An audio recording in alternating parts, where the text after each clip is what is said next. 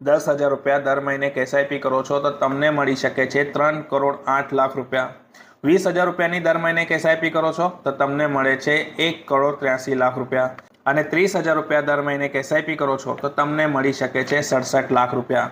તમે વિચારી રહ્યા છો કે મોટી રકમની એસઆઈપીમાં નાનું રિટર્ન્સ કેમ અને નાની એસઆઈપીમાં વધારે રિટર્ન્સ કેમ? મ્યુચ્યુઅલ ફંડ ઇન્વેસ્ટમેન્ટમાં એક મોટું ફેક્ટર કામ કરે છે ટાઈમ પિરિયડ। જેટલો સમય તમે તમારા ઇન્વેસ્ટમેન્ટને આપશો એટલો કમ્પાઉન્ડિંગનો પાવર તમારા મ્યુચ્યુઅલ ફંડ પોર્ટફોલિયોમાં દેખાશે।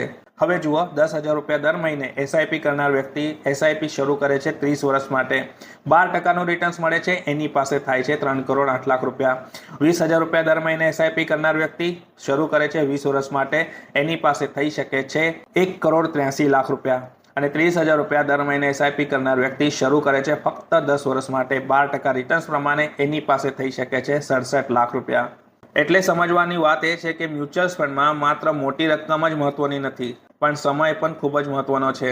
ઘણા લોકો શોર્ટ ટર્મમાં મેક્સિમમ રિટર્ન શોધે છે, પણ ખરેખર વેલ્થ ક્રિએશન ત્યારે થાય છે જ્યારે તમે તમારા ઇન્વેસ્ટમેન્ટને સમય આપો છો। તમને પણ કોઈ એસઆઈપી સ્ટાર્ટ કરવી છે, મ્યુચ્યુઅલ ફંડની જર્ની સ્ટાર્ટ કરવી છે મારી સાથે, તો કમેન્ટ્સમાં અપોઇન્ટમેન્ટ લખો, મારા તરફથી તમને ફોર્મ મોકલવામાં આવશે, ફોર્મ ફિલઅપ કરો, હું તમને કોલ બેક કરીશ તમારા મ્યુચ્યુઅલ ફંડ જર્ની માટે।